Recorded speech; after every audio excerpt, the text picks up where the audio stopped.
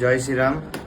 বন্ধুরা, আপনারা সকলেই জানেন আগামী 16ই আগস্ট 2026 আমাদের হিন্দু সুরক্ষা সমিতির পক্ষ থেকে যাদবপুর 8B বাস স্ট্যান্ডে দুপুর 2টো থেকে বাঙালি হিন্দুদের এক ঐতিহাসিক কর্মসূচি ঘটতে চলেছে।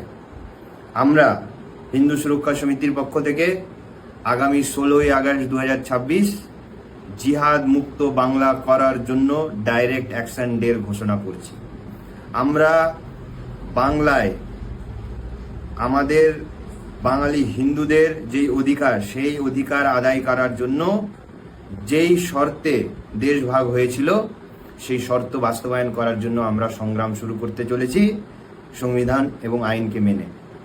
তাই জন্য হাত জোড় করে সকল বাঙালি হিন্দুদেরকে অনুরোধ করব, দিন রবিবার দুপুর 2টো 16ই আগস্ট 2026 আপনারা সবাই সকলে দলে দলে যাদবপুর 8B বাস স্ট্যান্ড এসে যাবেন।